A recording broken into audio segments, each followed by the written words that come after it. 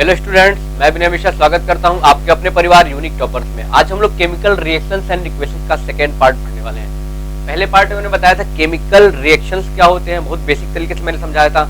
अब second part में हम लोग पढ़ेंगे बेटा कैरेक्टरिस्टिक्स ऑफ केमिकल रिएक्शंस, यानी कह सकते हैं फीचर्स ऑफ केमिकल रिएक्शंस। कुछ कैरेक्टरिस्टिक्स होंगे, कुछ फीचर्स होंगे जिनसे पता चलेगा हाँ भाई केमिकल रिएक्शन हुआ है, तो उसको हम लोग जान लेते हैं। कौन कौन से फीचर्स हैं, कौन कौन से कैरेक्टरिस्टिक्स हैं, उसको जानना बहुत ही जरूरी है। तो कुछ है जैसे कि evolution of gas, formation of PPT यानी precipitate, change in colour, change in temperature and change in state.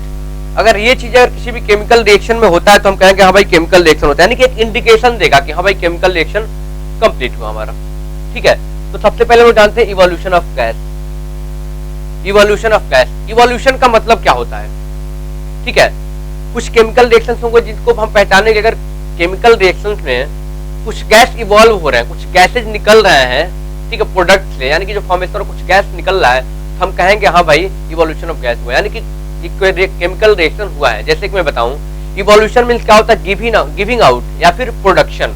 जैसे मैं बताऊं कि अगर जिंक का रिएक्शन सल्फ्यूरिक एसिड H2SO4 से करते हैं तो क्या होता है? Zinc sulphate plus H2 gas bubbles के फॉर्म में क्या होती हैं? इवॉल्व होती हैं, यानी निकलती हैं। जब जिंक का रिएक्शन किसके साथ कराया मैंने? H2SO4 के साथ, तो जिंक सल्फेट बना और H2 गैस बबल्स के फॉर्म में निकल रही है, यानी यहाँ पे रिएक्शन में क्या हो रहा है? गैस निकल रही है, यानी कि गैस का इवोल्यूशन हो रहा है। तो कहेंगे हाँ भाई केमिकल रिएक्शन यहाँ पे हुआ है। इसे कहते हैं इवोल्यूशन ऑफ गैस। इवोल्यूशन का मतलब क्या? गिविंग आउट और प्रोडक्शन। क्लियर हुआ? अब दूसरा चीज देखते हैं हम लोग, formation of PPT, formation of precipitate. Precipitate क्या होता है? अब प्रेसिपिटेट एक सॉलिड प्रोडक्ट है।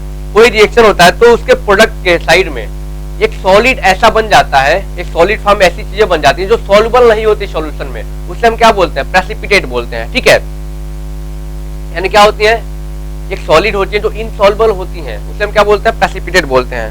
बहुत ज्यादा आपको इसमें फोकस नहीं करना है। तो अगर प्रेसिपिटेट बन रहा है किसी भी इक्वेशन में तो कहेंगे हाँ भाई केमिकल रिएक्शन हुआ है, तो यानी कि फॉर्मेशन ऑफ प्रेसिपिटेट। जब बेरियम क्लोराइड का रिएक्शन कराते हैं सल्फ्यूरिक एसिड H2SO4 से, तो बेरियम सल्फेट का हमें पीपीटी मिलता है, तो बेरियम सल्फेट का प्रोडक्ट में हमें क्या मिलता है?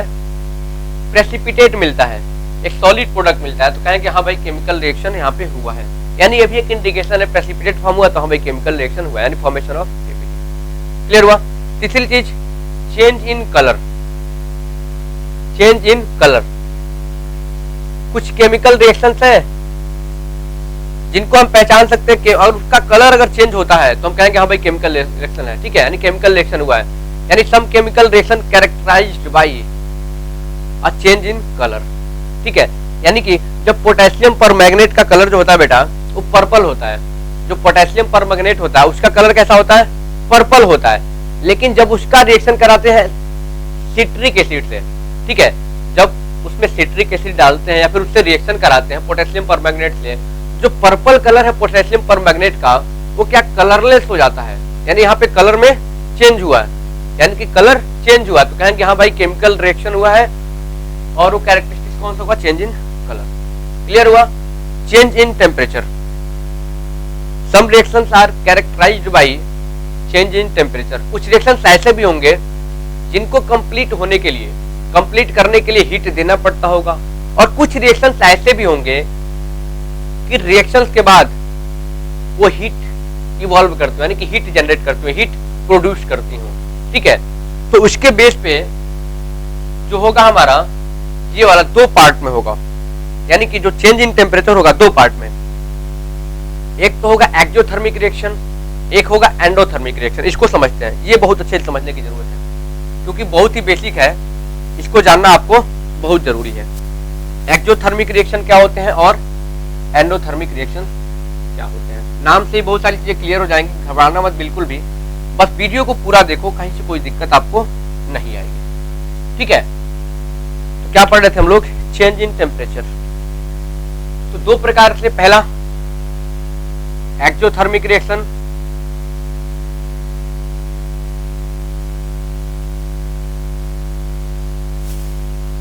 दूसरा एंडोथर्मिक रिएक्शन।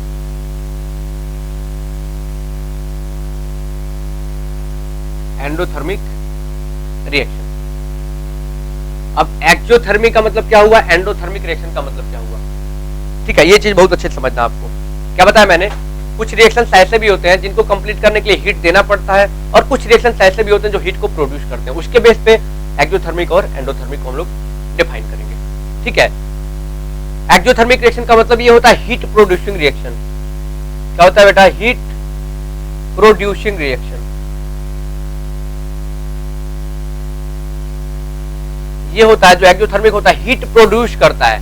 एक्सो मतलब क्या, एक्सो मतलब एग्जिट। एक्सो मतलब क्या, एग्जिट, या फिर हम कहें गिविंग आउट। ठीक है, यानी कि ये जो एक्सोथर्मिक रिएक्शन होता है हीट प्रोड्यूसिंग, यानी कि जब रिएक्शन होगा तो हीट ये प्रोड्यूस करेगा। यानी मैं बताऊं तो मान लो कोई दो रिएक्टेंट है ए और बी, और हमारा प्रोडक्ट सी बना, तो साथ में कुछ ना कुछ हीट क्या होगा, हीट प्रोड्यूस करेगा, हीट एक्जिट करेगा। इसी रिएक्शन के क्या बोलते हैं, एक्सोथर्मिक रिएक्शन बोलते हैं। यानी कि यहाँ पे प्रोडक्ट के साथ में हीट जुड़ा होगा, यानी प्रोडक्ट के साथ में हीट जरूर देगा। जैसे कि बर्निंग ऑफ फ्यूल, एग्जांपल में बातचीत करो तो burning of fuel, burning of fuel यानी कि किसी भी ईंधन को हम जलाते हैं, फ्यूल को जलाते हैं तो क्या होता है, साथ में क्या हीट तो मिलता ही है, लाइट मिलता है, हीट मिलता है। ठीक है, burning of candle, burning of candle, ये सब सारी चीजें क्या है, एक्सोथर्मिक रिएक्शन के एग्जांपल्स हैं। ठीक है, क्लियर हुआ। अब हम लोग जानते हैं एंडोथर्मिक रिएक्शन के बारे में। एंडो मीन्स क्या होता है, endo means inside. Endo means क्या होता है बेटा, इनसाइड।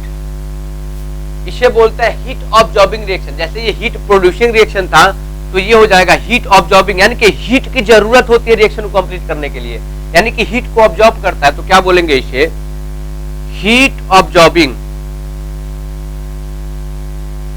Heat absorbing reaction. क्या बोलेंगे बेटा इसे, हीट ऑब्जॉर्बिंग। यानी क्या मतलब कि मान लो कोई दो रिएक्टेंट ए और बी है और प्रोडक्ट हमारा सी बन रहा है, तो इसको कंप्लीट करने के लिए साथ में हीट की जरूरत होती है। यानी कि यहाँ पे रिएक्टेंट के साथ में हीट होता है, यहाँ पे प्रोडक्ट के साथ में हीट होता है। ये पहचानने का तरीका है, आप जान सकते हैं। एग्जाम्पल का मतलब बताऊं तो फोटोसिंथेसिस हो गया अपना, वो भी किसमें आ जाएगा, एंडोथर्मिक रिएक्शन में आ जाएगा। Melting of ice, evaporation of liquid water, ये सारी चीजें किसमें आ जाएंगी, ये सब एंडोथर्मिक में आ जाएंगी। अब चलो एक रिएक्शन करके बताते हैं। कैल्शियम कार्बोनेट CaCO3 को क्या करते हैं, जब हम हीट करते हैं तो CaO प्लस CO2 में क्या होता है, स्प्लिट होता है। यानी कि बिना हीट के ये स्प्लिट नहीं करेगा कहीं कि ये कौन सा रिएक्शन है, एंडोथर्मिक रिएक्शन है। क्लियर हुआ, चलो बहुत अच्छा। हाँ भाई क्लियर हो रहा है, आवाज आ रही है, चलो बहुत अच्छा। अब जो पांचवा कैरेक्टरिस्टिक्स हम लोग पढ़ने वाले हैं बेटा बहुत ही अच्छा है, चेंज इन स्टेट। 5 कैरेक्टरिस्टिक्स मैंने बताए थे आपको, 4 तो हमने बता दिए, तो सर 5वां भी बता दो, क्या देरी करना है ना, यही आप सोच रहे होंगे। चलो बता दे रहे हैं 5वां भी, कोई दिक्कत नहीं, घबराओ मत, टेंशन मत लो।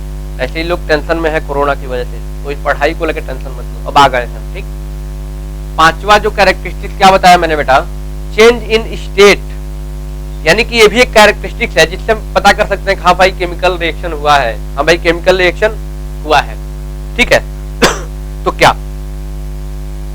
सपोज क्या करना, जब हम किसी भी कैंडल को, मोमबत्ती को, वैक्स को जलाते हैं, ठीक है, तो क्या H2O यानी वाटर और CO2 निकलता है वहां से। क्या निकलता है, H2 वाटर और CO2 के फॉर्म में क्या करता है वो निकलता है जब वैक्स को जलाते हैं। तो अब देखो सॉलिड, अब वैक्स क्या है, यहाँ पे सॉलिड है, जब इसको बर्न किए तो लिक्विड यानी कि H2O भी बना, प्लस और क्या बना, CO2 यानी कि ये गैस है। यानी कि देख रहे हैं स्टेट में यहाँ पे चेंज हो रहा है, सॉलिड से लिक्विड और गैस में भी चेंज हुआ, यानी कि कह सकते हैं हाँ भाई स्टेट में चेंज हुआ है, that is called change in state. ये भी एक कैरेक्टरिस्टिक्स है हमारा। क्लियर हुआ, कहीं से कोई दिक्कत नहीं आई होगी, है ना चलो ठीक है, बहुत बढ़िया। चलो ये रहा सेकेंड पार्ट। अब केमिकल रिएक्शंस एंड इक्वेशन का थर्ड पार्ट करेंगे, यानी कि ये वाला केमिकल इक्वेशन क्या होता है अगले पार्ट में पढ़ने वाले हैं। पहली बार चैनल को सब्सक्राइब करिएगा, बेल आइकन दबाइएगा, सारे अपडेट्स आपको मिलते रहेंगे। Thank you so much unique toppers.